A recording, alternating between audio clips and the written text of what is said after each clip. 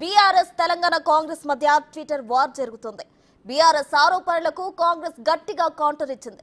పేర్లు మార్చడానికే కాంగ్రెస్ ప్రభుత్వం కోట్ల రూపాయలు వృధా చేస్తుందని బీఆర్ఎస్ ఆరోపించింది. తెలంగాణ తల్లి విగ్రహం మార్పునకు టీఎస్ ను టీజేగా మార్చడానికి, కార్యాలయాల మార్పు కోసం, పోలీస్ సెక్యూరిటీస్ పేర్ల మార్పు కోసం కోట్లు ఖర్చు చేస్తున్నారని బీఆర్ఎస్ ట్వీట్ చేసింది. వీటి కోసం ఏకంగా 4,639 కోట్ల రూపాయలు వృధా అయిందని ఆరోపించింది.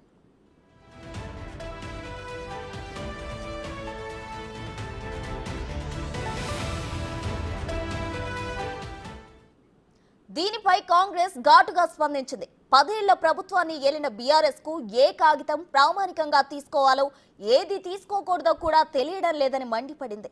ఏదో రకంగా ప్రభుత్వంపై బురద జల్లడమే పనిగా పెట్టుకున్న వారికి దేనికి పనికిరాని కాగితాలే ప్రామాణికంగా దొరుకుతాయని, ఆ కాగితాలను పట్టుకునే విమర్శలు చేస్తారని కాంగ్రెస్ కౌంటర్ ట్వీట్ చేసింది.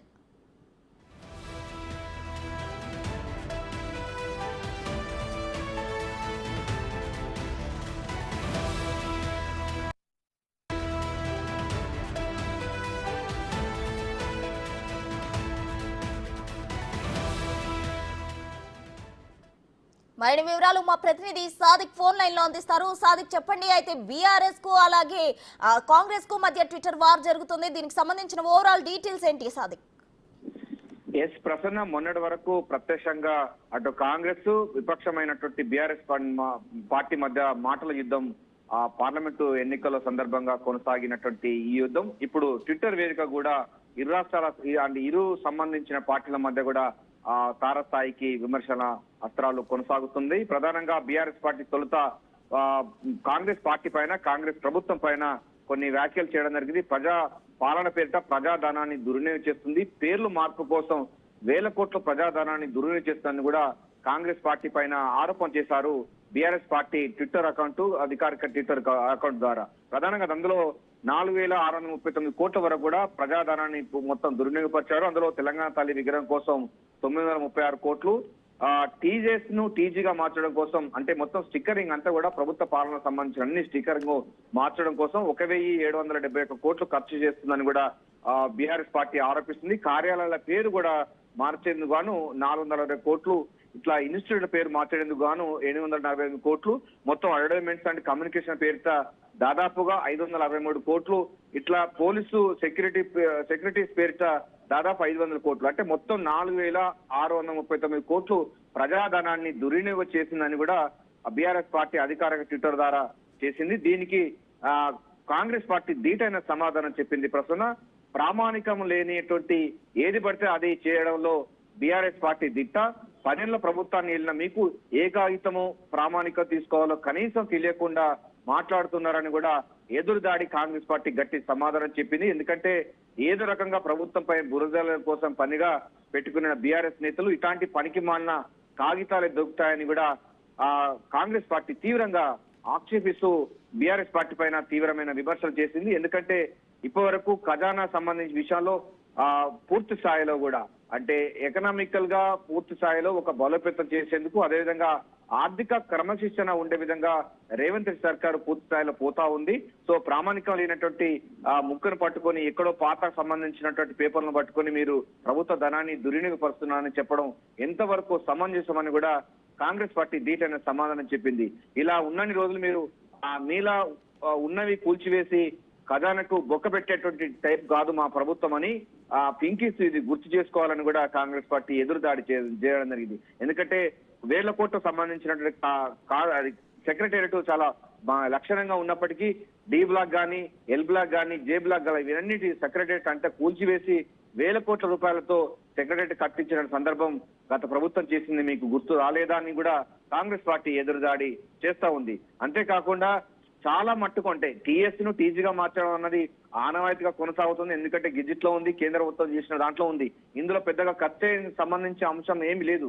కానీ ఇటు అంటే బీఆర్ఎస్ పార్టీ ఎందుకు కాంగ్రెస్ ప్రభుత్వం పైన, కాంగ్రెస్ నేతల పైన మొన్నటిదాకా అసెంబ్లీ ఎన్నికల్లోనూ, ఆ తర్వాత పార్లమెంట్ ఎన్నికల్లో అవాక్కులు చెవాక్కులు చేశారు, నిరాధారమైనటువంటి ఆరోపణలు చేశారు.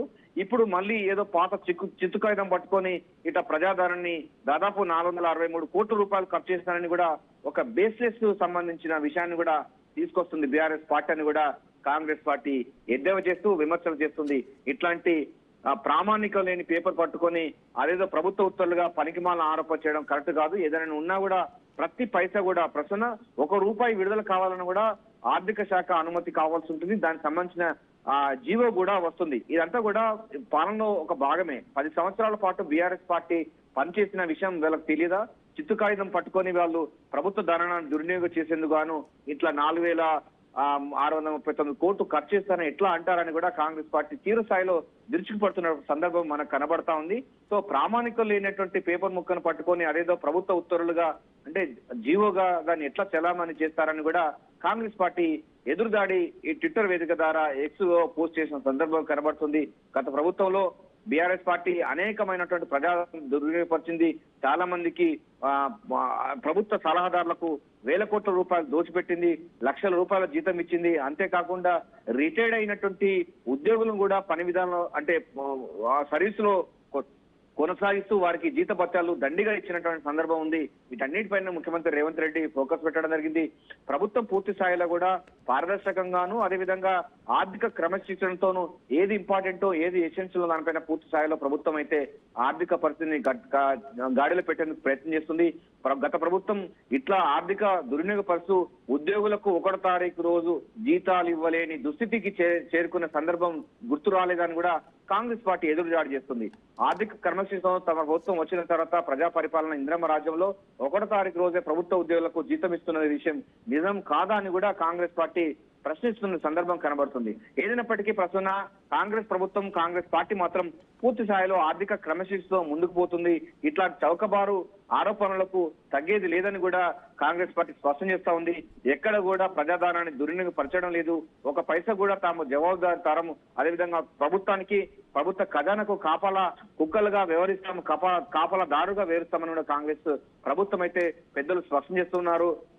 ఏది జీవో వచ్చినా కూడా ఒక జీవో వస్తుంది, ఆ జీవో ప్రకారంగా ఫండ్స్ రిలీజ్ అవుతాయి. కానీ వీళ్ళు ఎటువంటి జీవో లేకుండా ప్రభుత్వం దుర్వినియోగం చేస్తుందని ఎట్లా అంటారని కూడా కాంగ్రెస్ పార్టీ కాంగ్రెస్ పెద్దలైతే ప్రశ్నిస్తున్నారు. ప్రస్తుతం సాదిక్ అయితే అసెంబ్లీ ఎన్నికల్లో కావచ్చు లోక్సభ ఎన్నికల్లో కావచ్చు రెండిట్లో అయితే బీఆర్ఎస్ పార్టీ దారుణంగా పరాజయం పాలైంది. అయితే తమ పార్టీ భూస్థాపితం అవుతుందేమో ప్రజల్లోకి ఇంకా వెళ్ళలేమో అనే అనుమానంతో ఇలా ప్రస్తుతం ఉన్న ప్రభుత్వంపై బురద జల్లే ప్రయత్నాలు చేస్తున్నారు అనుకోవచ్చా? ఎటు వాళ్ళ ప్రభుత్వం ఇంకా ఎవరికి ప్రజలు వాళ్ళ వైపు చూసే ప్రసక్తే లేదు కాబట్టి ప్రజల్లోకి ఏ విధంగా అయినా వెళ్ళాలని ఇలా ప్రామాణికంగా లేని ఒక పేపర్ ముక్క పట్టుకొని ఈ విధమైన ఆరోపణలు చేస్తున్నారు అనుకోవచ్చా? ప్రస్తుతం ఎందుకంటే బేస్లెస్ సంబంధించినటువంటి ఆరోపణ చేయడంలో బీఆర్ఎస్ పార్టీ దిట్ట అని కూడా కాంగ్రెస్ పార్టీ ఆరోపిస్తుంది. కాంగ్రెస్ పెద్దలు కూడా చెప్తా ఉన్నారు. ప్రధానంగా గతం అంటే తమ ఉనికిని కాపాడుకోలేని దుస్థితిలో బీఆర్ఎస్ పార్టీ ఉంది. ఎందుకంటే మొన్న పార్లమెంట్ ఎన్నికలో దాదాపు 9 స్థానాల్లో డిపాజిట్లు గల్లంతైన సంగతి కూడా ప్రజలను దృష్టి మరల్చేందుకు గాను తమ ఉనికిని చాటుకునేందుకు ఇలాంటి అవాకు చెవాకులు నిరాధారమైనటువంటి వార్తలు ఒక పేపర్ ముక్కను పట్టుకొని ప్రజాధన దుర్వినియోగపరుస్తున్నట్టు కూడా తమ ఉనికిని చాటుకునే విధంగా అక్కడక్కడే ఆ ప్రభుత్వం పైన వ్యతిరేకత భావజాలాన్ని విస్తరించే భాగంగా బీఆర్ఎస్ పార్టీ ఈ విధంగా వాటికి ఒడిగడుతుందని కూడా కాంగ్రెస్ పార్టీ నేతలైతే తీవ్ర స్థాయిలో మండిపడుతున్నారు. బీఆర్ఎస్ పార్టీ ఇట్లాంటి చౌకబారు రాజకీయాలు చేయడం, చౌకబారు ప్రచారం చేయడంలో దిట్ట అని కూడా కాంగ్రెస్ పార్టీ నేతలు చెప్తా ఉన్నారు. ఉనికి కోల్పోయినప్పుడే ఇట్లాంటి చౌకబారు ప్రచారానికి తెగబడడంలో బీఆర్ఎస్ పార్టీ దిట్ట. అందులో ఎటువంటి బేసిరాలు లేవని కూడా స్పష్టం చేస్తుంది కాంగ్రెస్ పార్టీ. ఎందుకంటే బేస్లెస్ అనేటువంటి దాన్ని ఎట్లా మీరు ఒక ప్రామాణికం లేని పేపర్ను పట్టుకుని ఎట్లా మీరు ప్రజాధనాన్ని దుర్వినియోగపరుస్తారు? జీవోలు ఉంటాయి, జీవోలను ఆధారంగా మాట్లాడాలి కదా. మీరు 10 సంవత్సరాల పాటు ప్రభుత్వాన్ని ఏలారు, అప్పుడు తెలీదా ఎట్లా జీవోలు వస్తాయి, ఎట్లా పేర్లు మారుతాయి, దానికోసం ఎంత ఖర్చు అవుతుంది, దాని ద్వారా పరిణామాలు ఏమిటో తెలియకుండా ఇట్లా ఒక చిత్తు కాగితం పట్టుకొని ప్రభుత్వం పైన ఎందుకు ఒడిగడుతున్నారు?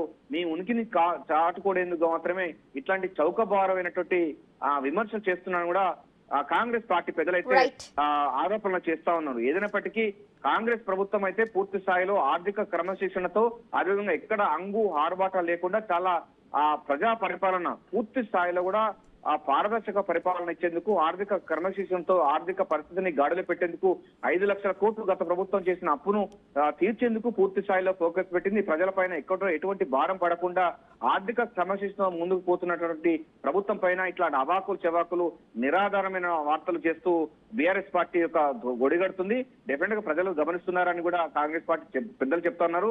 పెరుగు తల్లి విగ్రహం కోసం కానీ లేకపోతే తెలంగాణ తల్లి విగ్రహం కోసం కానీ టీఎస్ టీజీగా మార్చడం ఇవన్నీ కూడా ఆ రొటీన్ గా జరిగే ప్రాసెస్ తప్ప ఇది ప్రభుత్వ దానాన్ని దుర్వినియోగపరచలో కిందికి రాదని కూడా కాంగ్రెస్ పార్టీ నేతలు అయితే స్పష్టంగా చేస్తా ఉన్నారు. ఏదైనప్పటికీ మొన్నటిదాకా అసెంబ్లీ ఎన్నికల్లో పార్లమెంట్ ఎన్నికల్లో మాటల యుద్ధం కొనసాగినటువంటి రెండు సంబంధించిన పార్టీలు ఇక ఏకంగా ట్విట్టర్ వేదిక కదా నెటిజన్లను ఒప్పించే ప్రయత్నం తమ ఉనికిని రైట్ సాదిక్ థాంక్యూ.